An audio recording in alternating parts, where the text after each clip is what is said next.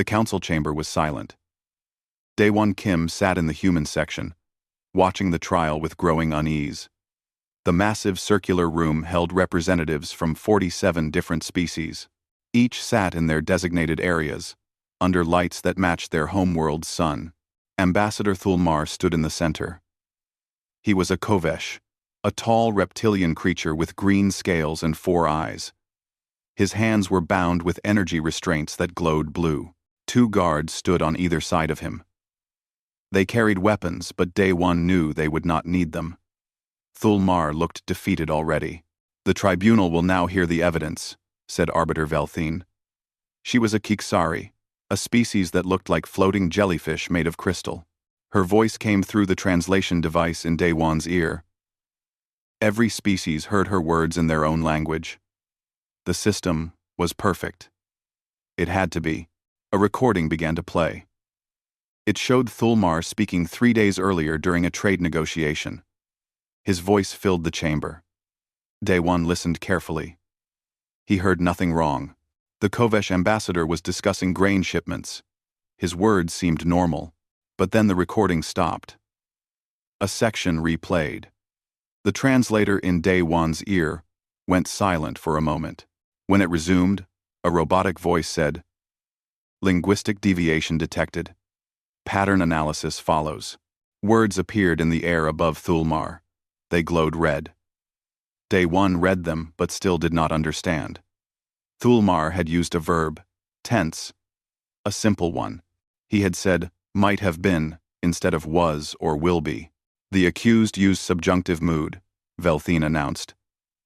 "This is forbidden to Kovesh speakers, under Protocol System Regulations. Section 47. Paragraph 12.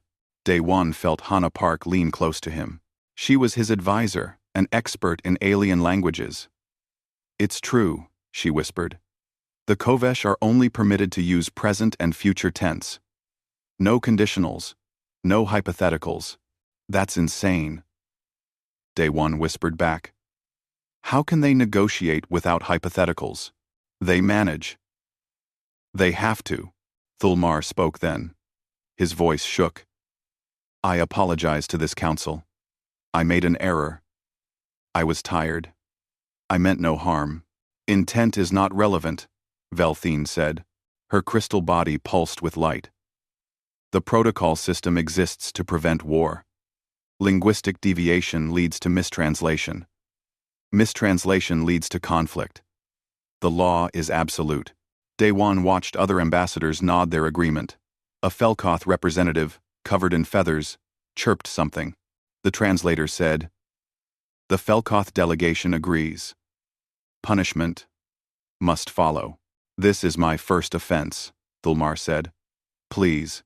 I have served the council for 20 years, which makes your deviation more serious," Velthine replied. "You knew the law. You broke it anyway.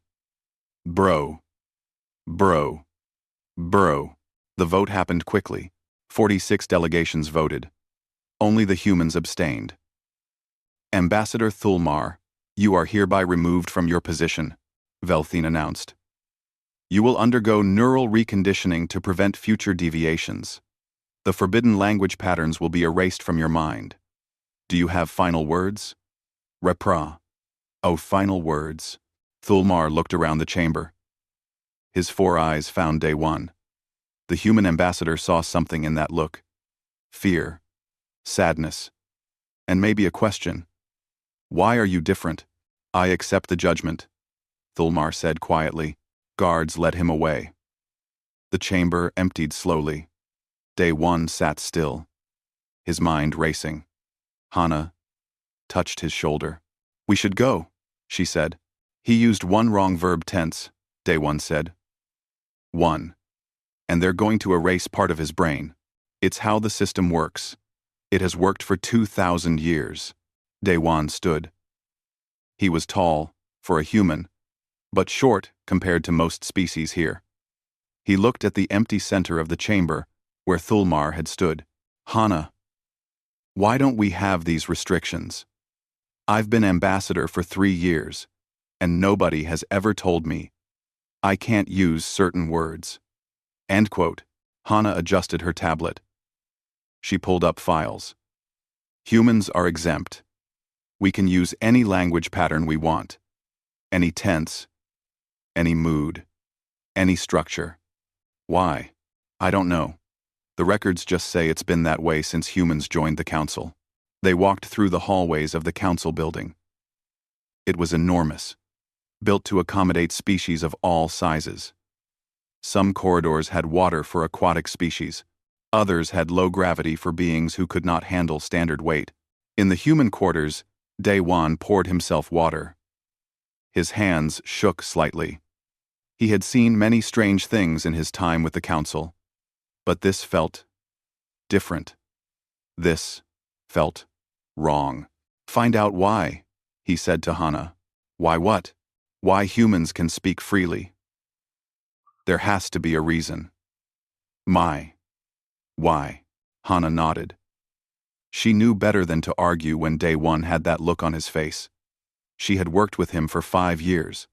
First in the military, then here. He did not let questions go unanswered. She worked through the night. Daewon tried to sleep, but could not. He kept seeing Thulmar's face. The fear in those 4 eyes. At dawn, Hana knocked on his door. She looked tired but excited. I found something, she said. It's not much, but it's something. She showed him her tablet. Ancient records filled the screen. The text was old, written in early council, standard language. This is from 2,000 years ago, Hana said. It says, after the catastrophe of first contact, human linguistic patterns will remain unrestricted. The catastrophe of first contact? Daewon repeated. What catastrophe? I don't know. That's all it says. Everything else about that time period is sealed. Sealed by who? The council founders. The ones who created the whole system. Daewon took the tablet. He read the words again and again.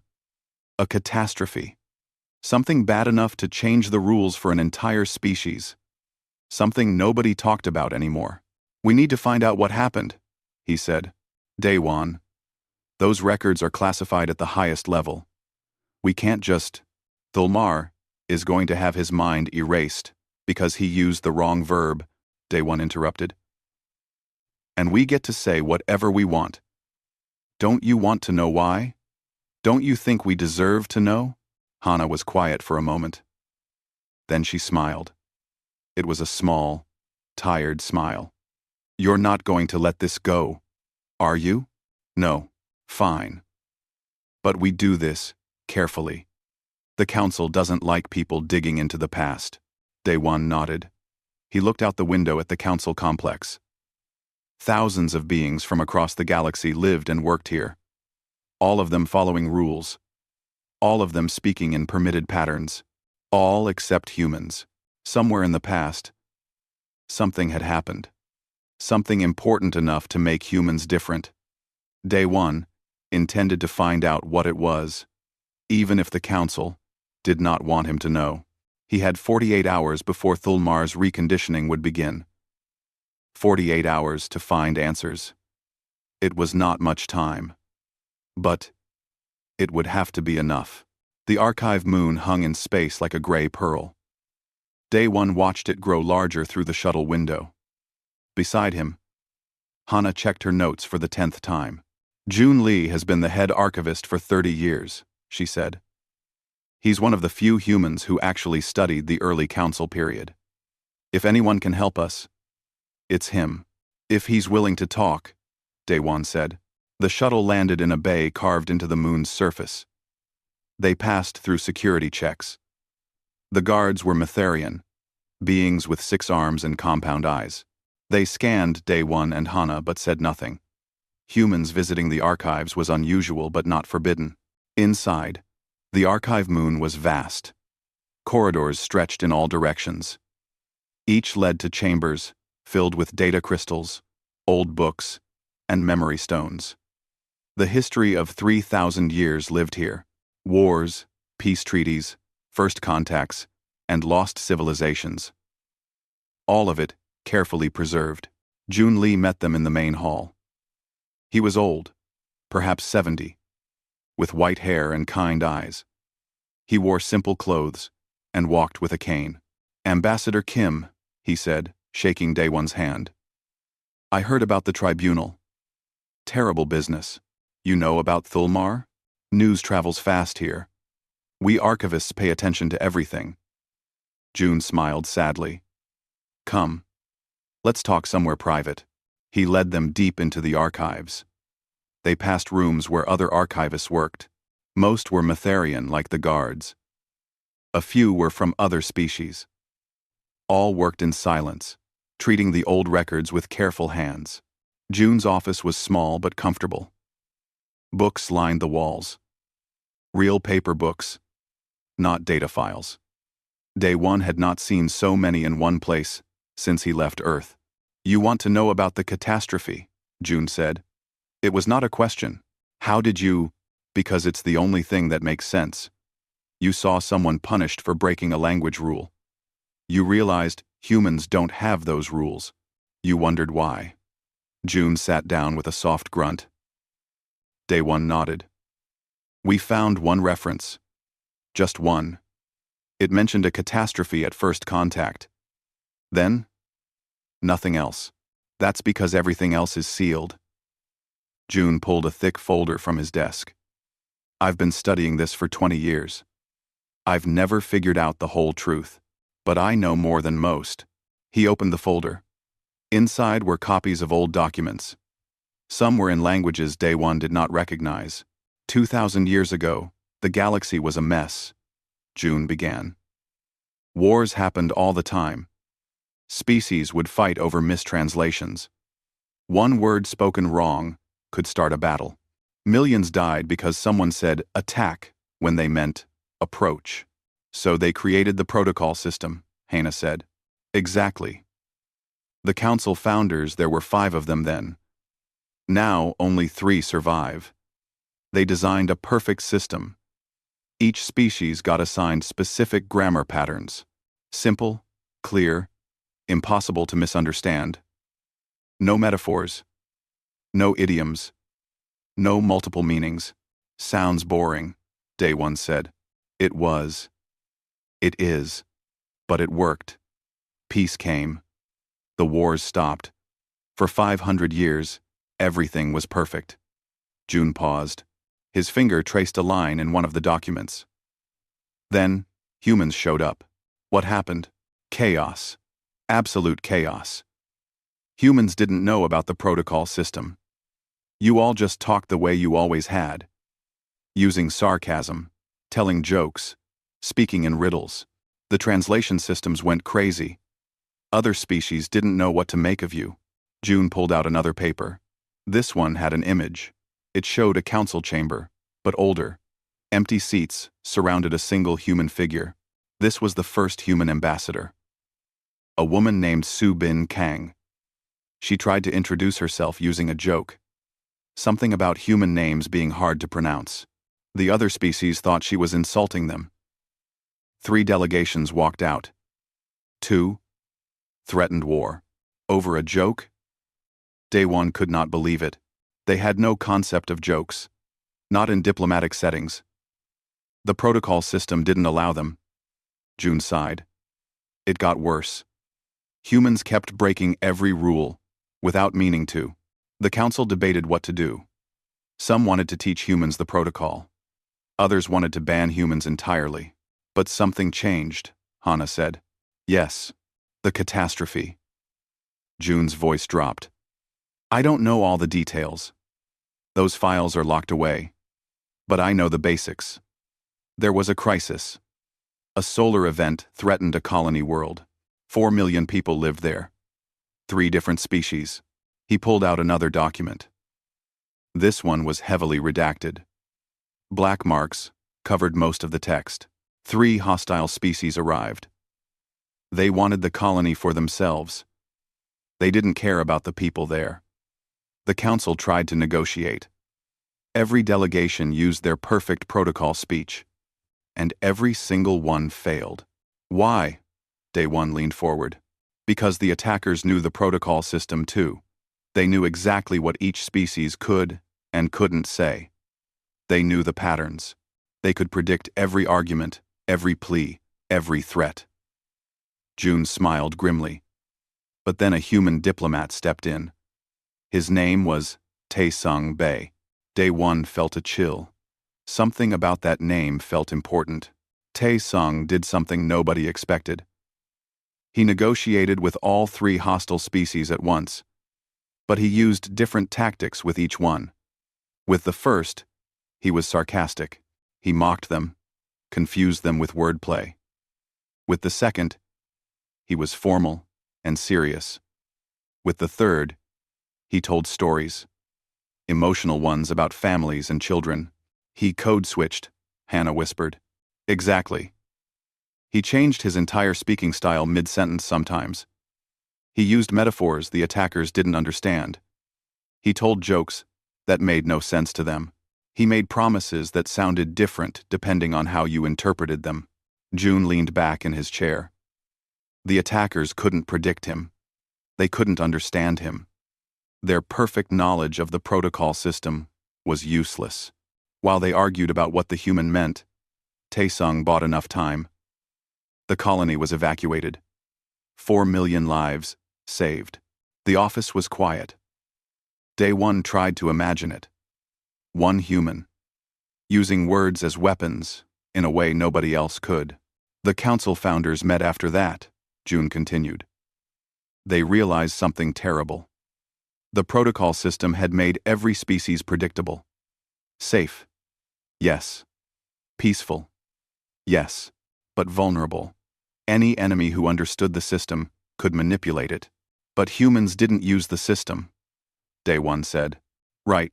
Humans had infinite flexibility. You could adapt, change, improvise. You were unpredictable. And that unpredictability was power. June closed the folder. So the founders made a decision. Humans would be exempt from the protocol system.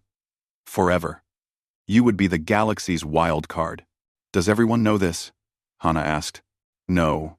Most people have forgotten. It was 2,000 years ago. The founders sealed the detailed records. They didn't want other species trying to copy human speech. They feared it would create more chaos.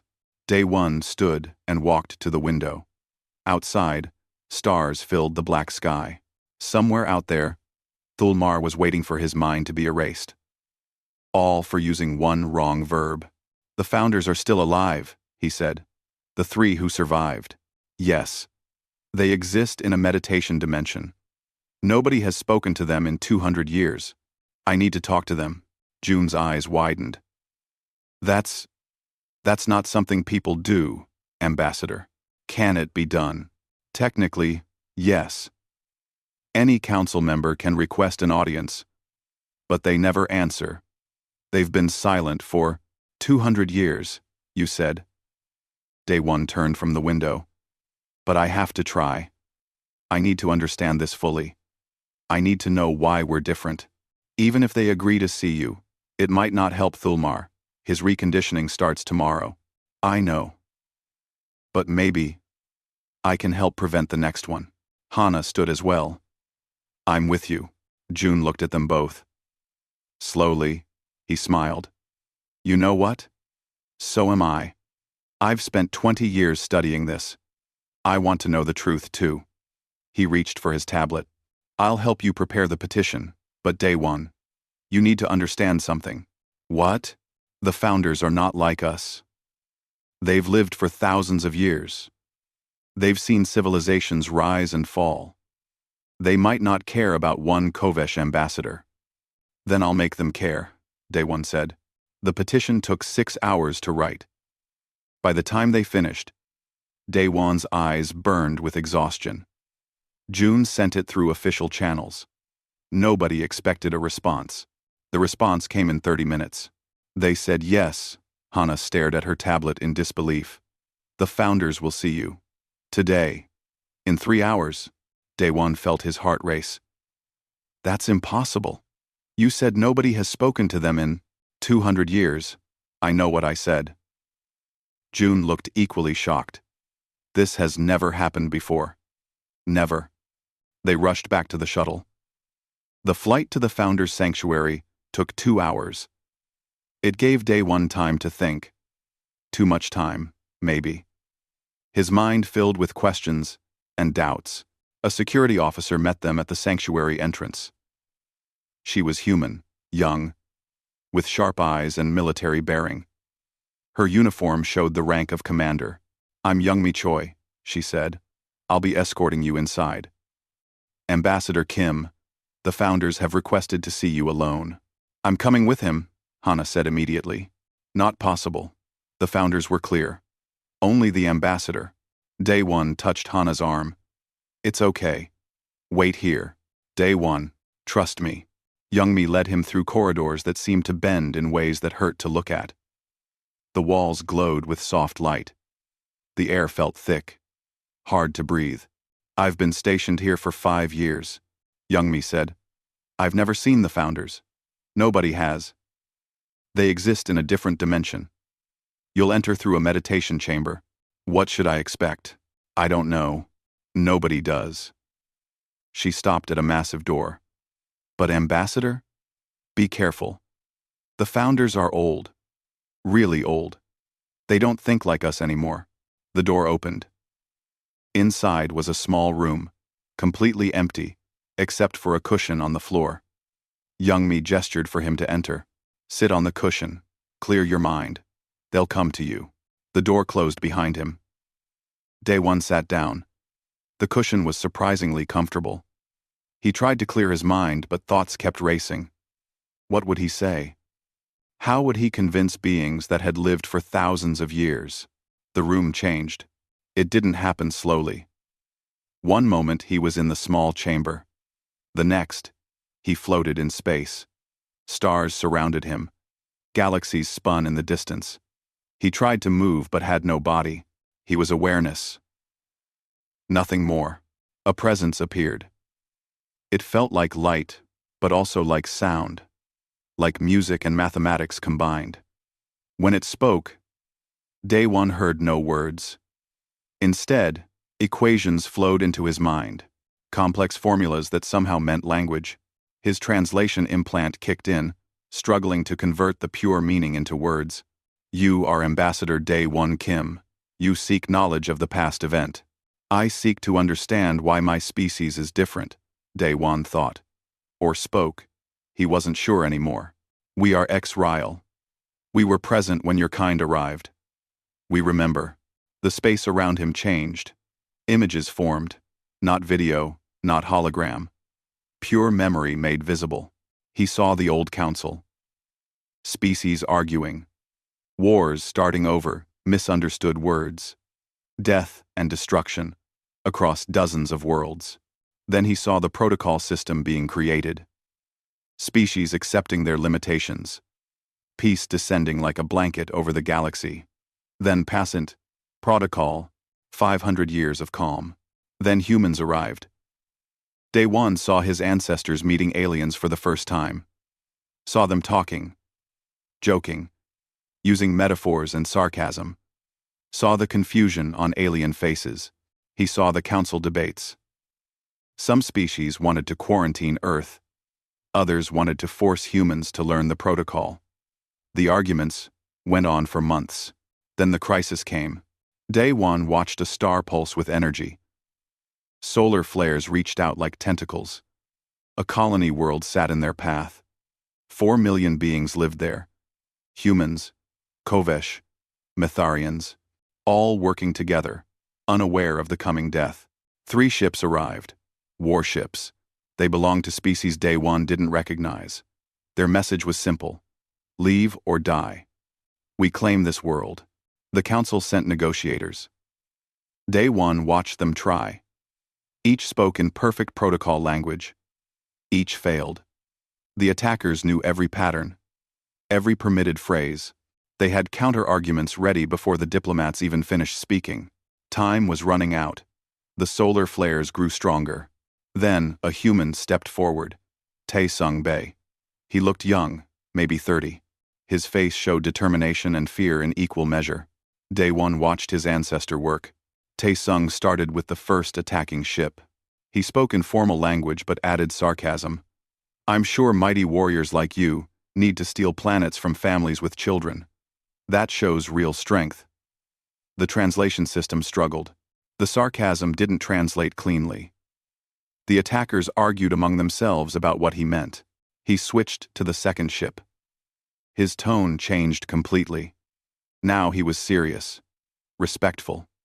You claim this world by right of force. I understand.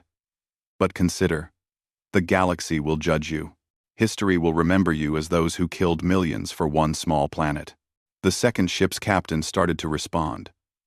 But Tae-sung was already talking to the third ship. This time, he told a story. About a child on the planet below. A Mytharian girl who loved to paint. About her family, her dreams, her future. He wove between all three conversations. Changing tone, changing tactic, changing his entire personality. One moment angry, the next pleading, then logical, then emotional. The attackers couldn't keep up. They would start to form an argument against his formal speech. But by then, he was being sarcastic. They would dismiss his emotions, but he was already presenting cold facts. He used idioms they didn't understand. Let's not put all our eggs in one basket. What eggs? What basket? The translation system gave up. He made promises that meant different things depending on interpretation. I assure you, the council will respond to this situation. Was that a threat or a plea? 40 minutes. Tae-sung kept them confused and arguing for 40 precious minutes. Long enough for evacuation ships to arrive. Long enough to save 4 million lives. When the last ship left the planet, the attackers realized they had been played, but it was too late. The colony was empty. They had nothing to gain anymore. The vision faded. Daewon found himself back in the star-filled void with X-Real. We understood then. The founder communicated. The protocol system had made the galaxy safe, but it had also made us weak, predictable. We could not adapt, could not think outside our permitted patterns. Quote, but humans could, Day One thought. Yes. Your species had not learned to limit itself. You retained something we had all given up. Flexibility. Chaos. Creativity. X-Real pulsed with light. We debated for weeks. Some founders wanted to teach you our protocol, make you like everyone else. Why didn't you? Because of what Tae-sung said when we asked him to explain his technique. Another vision formed. Tae-sung stood before the founders. All 5. Back when they still had physical forms. How did you do it? They asked. Tae-sung smiled. I'm not entirely sure. I just said what felt right in each moment. I read the room and adapted. But this is chaos. This is dangerous. Maybe, Tae-sung agreed. But isn't that the point? Chaos is unpredictable. Dangerous can mean powerful. You've built a galaxy on order and rules. That's beautiful. But what happens when someone comes along who doesn't follow the rules? Someone? Like those attackers? Today? The founders had no answer. Here's what I think, Tae-sung continued. You need a wild card. Someone who doesn't play by the standard rules. Someone who can adapt when adaptation is needed. Let that be us. Let humans be the chaos in your ordered system. The vision ended. We agreed to his proposal, X-Real said. Humans would remain unrestricted. You would be our flexibility. Our backup plan. Our reminder that order alone is not enough. Day One felt a weight lift from him. Finally, he understood. But another question rose up. Then why do others still suffer under the protocol? I watched Thulmar get sentenced for using one wrong verb. Is that necessary? X-Real was quiet for a long moment. When the founder spoke again, the equations felt sad somehow. That is a question we have been asking ourselves for 2 centuries. The protocol system brought peace, but it also brought stagnation, fear, Species are afraid to change, afraid to try new patterns. We wonder if we made a mistake. Can it be undone? Perhaps. But not by us. We are too old, too tied to the old ways. Change must come from those still living in the present. From ambassadors, like you. The space began to fade. Daewon felt himself being pulled back to his body. Wait, he called out. What should I do? How do I help? You already know, Xriel answered. You are human. You adapt. You create. You speak freely. Show others that freedom is not chaos. Show them that flexibility is strength. The meditation chamber returned. Daewon gasped, pulling air into lungs he had forgotten he had. His body ached. His head spun. Youngmi opened the door. Are you okay? 3 hours? It had felt like minutes. I'm fine, Daewon said, standing on shaky legs. I need to get back to the council, now. The shuttle was halfway back to the council station when alarms started blaring. Red lights flashed through the cabin. Hana gripped her seat while the pilot's voice came through the speakers. Emergency message from Council Command. All shuttles are to dock immediately. This is not a drill. Are you? Daewon looked at June. The old archivist had gone pale. What's happening? Hana asked. The answer came as they docked.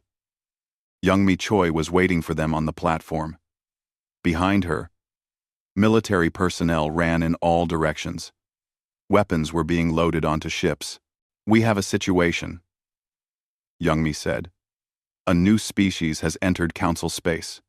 They call themselves the Scarlix. They're demanding our surrender. Surrender? Daewon couldn't believe it. The entire council? 10. See for yourself. She led them to the command center. Massive screens covered the walls. On the largest one, Daewon saw something that made his blood run cold. Ships. Hundreds of them. Maybe thousands. They were biological, not mechanical. Living vessels that pulsed and moved like jellyfish in space. They surrounded the council station in a perfect sphere.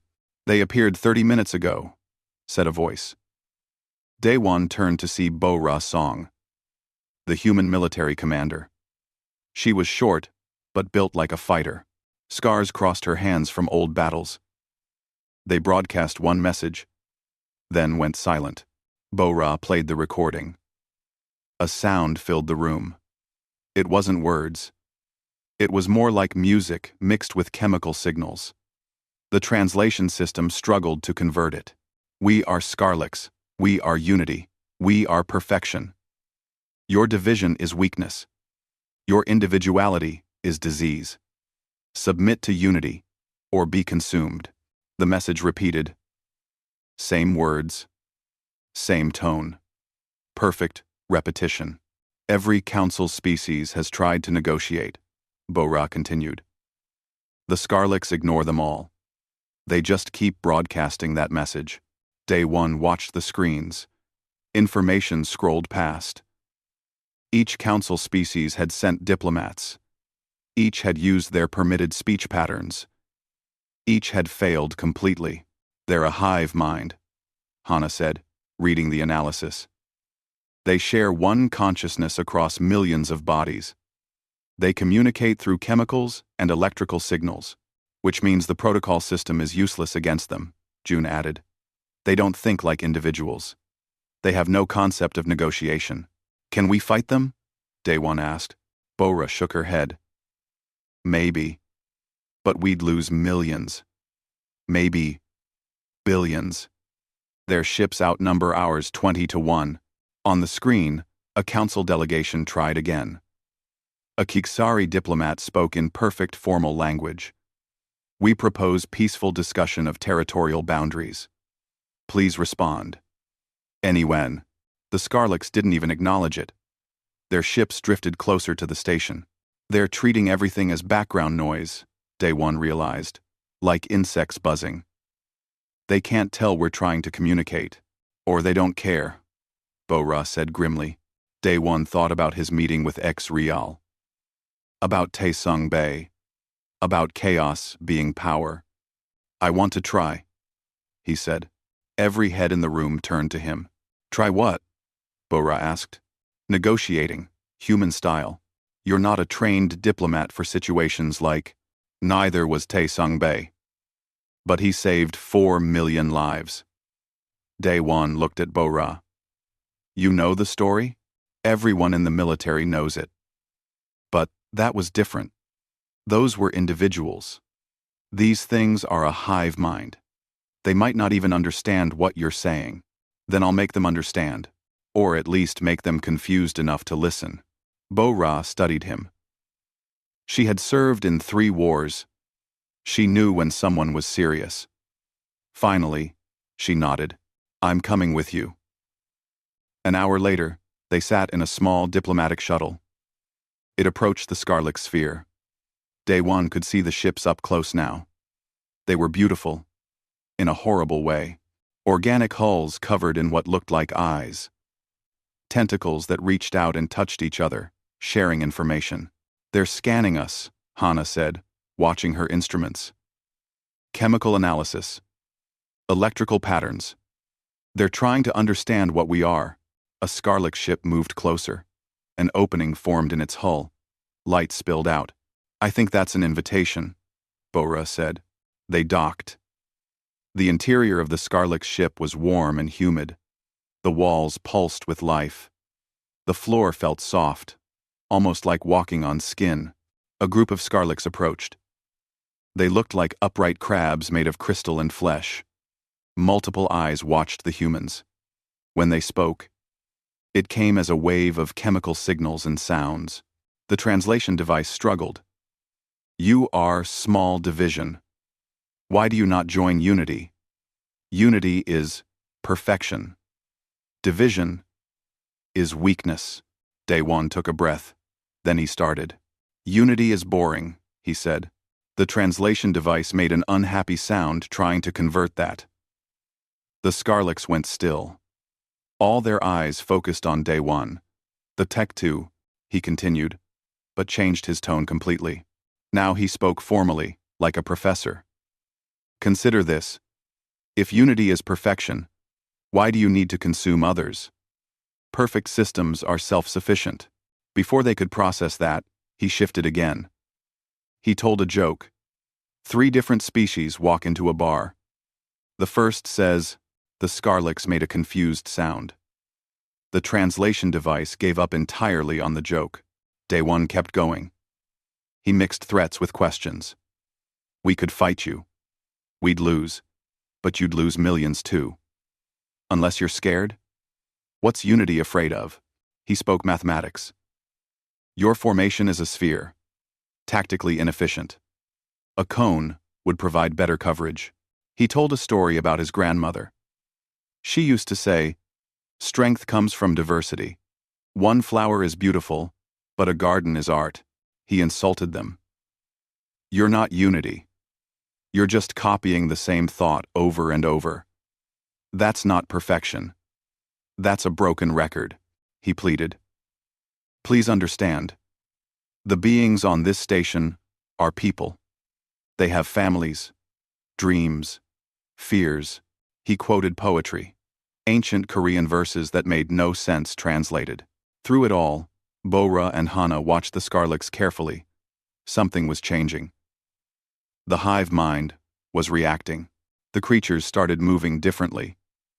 Some swayed left, others right. Their perfect synchronization was breaking down. Keep going, Hana whispered.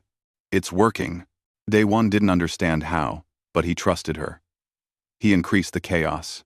He mixed languages, dropping Korean words into English sentences. He used sarcasm, so thick the translator sparked. He spoke in riddles. He made promises that contradicted each other. We will never surrender. And we welcome your wisdom. We are weak individuals, and our strength is infinite. Please leave peacefully, or stay forever.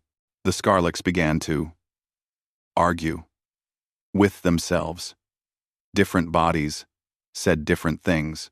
One group said, these beings are confusing. Analysis required.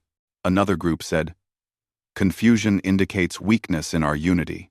A third said, or confusion indicates complexity we do not possess. For the first time in millions of years, the Scarlets were not speaking with one voice. Hana's eyes went wide. Day 1.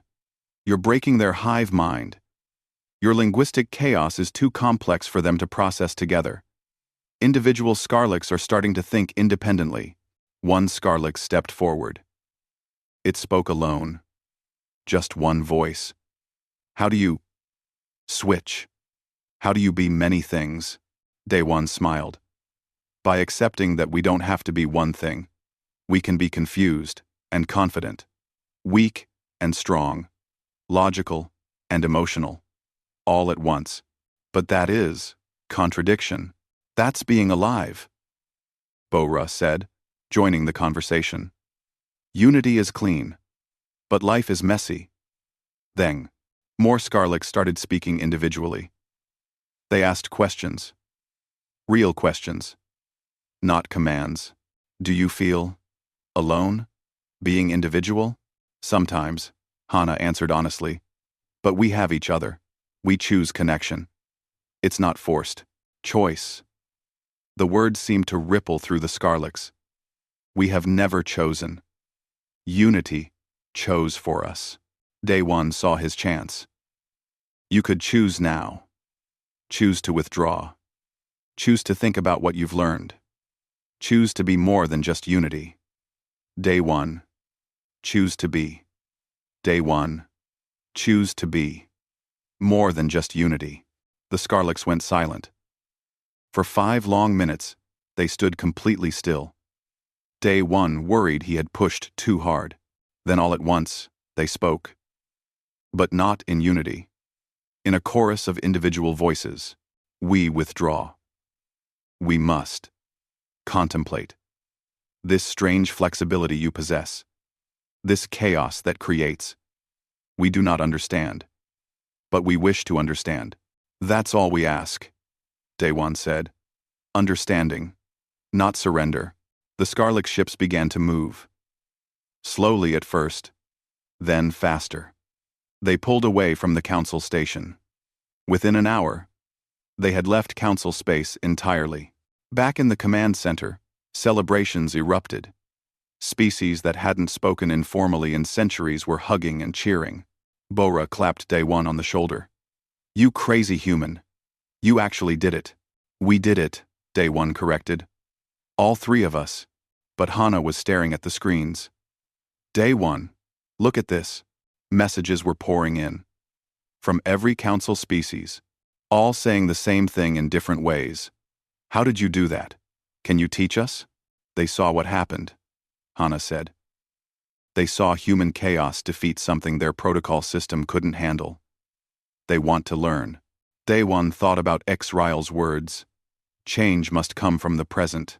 Then we'll teach them, he said. The emergency council session was the most crowded Day 1 had ever seen. Every species sent representatives, even some that rarely left their home worlds. The chamber buzzed with voices speaking in permitted patterns. But underneath the formal language, Day 1 heard something new. Arbiter Velthine called for order. Her crystal body pulsed with light. This session addresses the Scarlets incident and its implications, she announced. Ambassador Kim, please, present your report. Day 1 stood. He had prepared careful notes.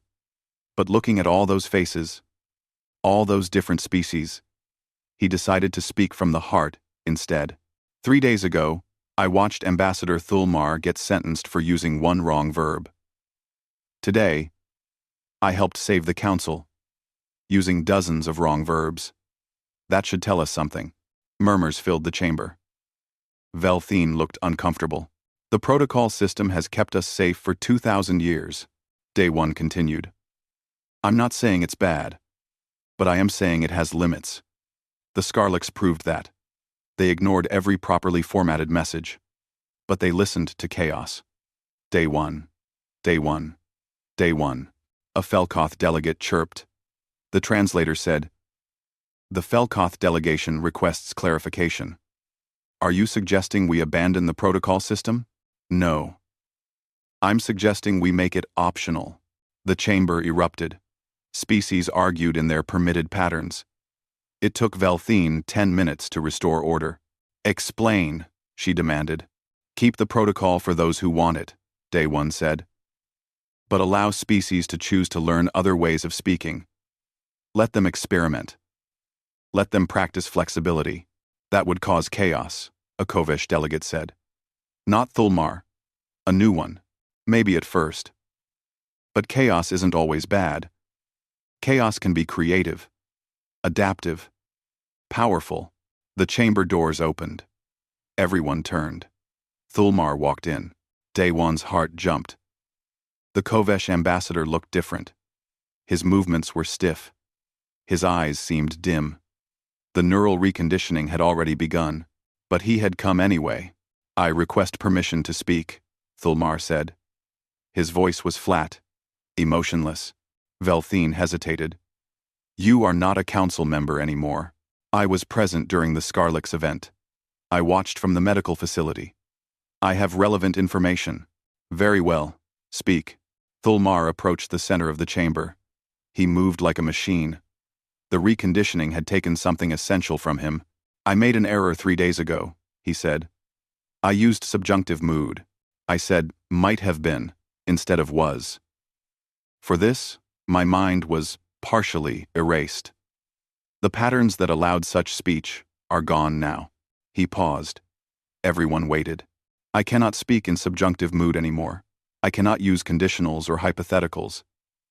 If you asked me, what might happen if we change the protocol system? I could not answer, because might is not available to me. His 4 eyes looked at Day One. For a moment, something flickered there. Sadness, regret. But I can state facts. Fact. Ambassador Kim saved the council. Fact. He did so using speech patterns forbidden to most species. Fact. If we face another threat like the Scarlix, we will need his flexibility. Our rigidity will not be enough. Optivisness. With 3. Optivisness. Optivisness. Optivisness. Thulmar looked at Velthine. Fact. I wish I could have helped him, but I cannot. The protocol system has made me less than I could be. He sat down. The chamber was silent. A young human stepped forward from the observation gallery. She wore student clothes and looked nervous.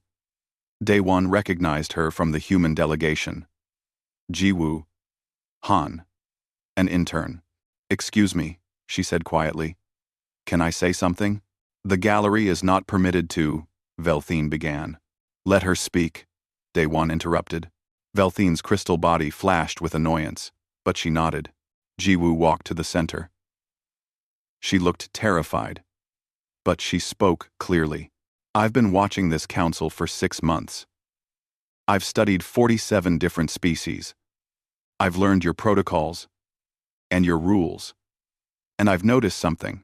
She pulled up a holographic display. It showed communication patterns across the council over 2,000 years. Look at this graph. 2,000 years ago, council species used an average of 43 different grammatical structures each. Today, the average is 12. You haven't just limited your speech. You've been losing it. Generation by generation. More graphs appeared. Vocabulary counts are down 60%. Metaphor usage is nearly 0. Even within permitted patterns, species are using less and less of what they're allowed. Jiwoo looked around the chamber. You're not being restricted by law anymore. You're restricted by fear. Fear of making a mistake.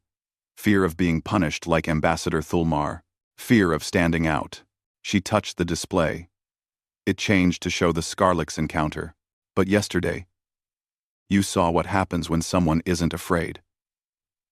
Ambassador Kim used sarcasm, poetry, threats, jokes, stories, all in 10 minutes. And it worked because it was unexpected, because it was free. Jiwoo walked back to the gallery. That's all I wanted to say. Daewon felt pride swell in his chest. This young student had seen what many older beings had missed. Velthine looked shaken. Her crystal body dimmed and brightened irregularly. The Kiksari delegation requests time to consider these matters. But before she could call for recess, Hana stood up. I propose a pilot program, she said. Let me work with any species that volunteers. I'll teach them human-style communication, how to code switch, how to use metaphors, how to adapt their speech to situations. We'll track the results. If it causes problems, we stop. If it helps, we expand. The Matharian delegation volunteers, said Curator Prindal, who had traveled from the archive moon to attend. His 6 arms waved excitedly. We archivists should know all forms of communication. The Felkoth delegation also volunteers, chirped another delegate. One by one, species volunteered. Not all of them. Some were too afraid. But enough. 23 out of 47. Velthine watched this happen. For the first time, Daewon saw her protocol-trained composure crack. She looked uncertain. This is unprecedented, she said. Good, Daewon replied. Unprecedented means change, and change means growth. The vote happened the next day. The Human Protocol Initiative passed 31 to 16. Species could choose to maintain strict protocol or learn flexible communication. Both would be acceptable in council chambers. Daewon found Thulmar in the garden area. The Kovesh stood alone, watching ships come and go through the windows. How do you feel? Daewon asked. I don't know. The reconditioning removed my ability to express complex emotions through language. Thulmar's voice was still flat. But something remains, something they couldn't erase, a sense that I am less than I was. The reconditioning isn't permanent, Daewon said. The neural pathways can be rebuilt. It takes time and training. But Hana says you could relearn the forbidden patterns. Is that permitted? It will be. The new rules allow for speech rehabilitation. Thulmar turned his 4 eyes to Daewon. Will you help me? Will you teach me to speak like a human? I'll teach you to speak like yourself, with all the complexity and flexibility you deserve. They stood together watching the stars. Over the next months, the change was gradual but real. Hana ran workshops. Species learned to use metaphors. The first time a Kovesh delegate successfully told a joke, the entire chamber applauded. Mistakes happened. A Felkoth tried sarcasm and accidentally insulted a trade partner. But they apologized, explained, and laughed about it. No punishment, no reconditioning, just forgiveness and learning. Thulmar progressed slowly. His reconditioning had been severe. But one day, 6 months later, he approached Daewon with something like excitement in his movements. I want to show you something, Thulmar said. They sat in a quiet corner of the council building. Thulmar took a breath. I have been practicing. Hana helped me. I want to try. A joke. Go ahead. Why did the Kovesh cross the space station? Daewon smiled. I don't know. Why? To get to the other side. It wasn't a good joke. The timing was off. The delivery was stiff. But Thulmar had told it. He had used humor, the most human of speech patterns. And then Thulmar did something Daewon had never seen a Kovesh do. He laughed. It was a strange sound, like rocks tumbling together. But it was genuine. I don't even understand why it's funny, Thulmar admitted. But saying it made me feel good. Is that normal? Very normal, Daewon said, laughing too. News of the council's changes spread across the galaxy. The Scarlix sent a message. Not a demand this time. A question. We have been contemplating. Your flexibility intrigues us. Some among Unity wish to experience individuality. May we send observers? The council agreed. 3 Scarlix came to study. They struggled at first with the concept of speaking alone, But gradually, they learned. They even developed personalities, individual preferences, opinions. 1 year after the Scarlix incident, Day One stood before the council again. This time, he wasn't alone. Beside him stood Thulmar, Hana, Bo-Ra, and Ji-Woo, and representatives from 23 species who had learned flexible speech. Velthine addressed them. Her voice held something new. Pride. Maybe. Or hope. The Council recognizes the Human Protocol Initiative as a success. Henceforth, all species may choose their preferred communication style. The protocol system remains available, but is no longer mandatory. She paused. Then, in a moment that shocked everyone, she added something. An idiom. Imperfect. Awkward. But there. We have learned that sometimes rules must bend so people can grow. The chamber erupted in applause. Not formal. Not controlled. Just pure, chaotic joy. That night, Day One walked through the council station. He passed Metharians practicing sarcasm, Felkoth writing poetry, Kovesh telling stories to their children. He found June sitting in a cafe, surrounded by students from different species. The old archivist was teaching them about the catastrophe of first contact. But this time, the records weren't sealed. Everything was open. The past was being shared. Ambassador Kim, June called out. Join us. I'm telling them about Taesung Bay. Day One sat down. A young Kiksari student looked at him with crystalline curiosity. Is it true humans are special? She asked. Day One smiled. No. We're not special. We just never learned to be afraid of making mistakes. And now, neither do you. He looked around at all the faces. All the different species. All learning to speak freely. The galaxy learned what humans always knew, Day One said. True communication requires the freedom to be misunderstood, because only when you're free to fail can you succeed in ways nobody expected. And so the galaxy changed. Not overnight, not perfectly, but genuinely. Species that had been silent for generations found their voices. They told jokes. They made mistakes. They apologized, laughed, and tried again. And through it all, the council grew stronger. Because flexibility is stronger than rigidity. Because chaos, controlled and creative, is more powerful than perfect order. Because freedom to speak means freedom to think, and freedom to think means freedom to change. The protocol system remained. A tool for those who needed its structure. But it was no longer a prison. It was a choice. And in choosing to speak freely, the galaxy discovered something wonderful.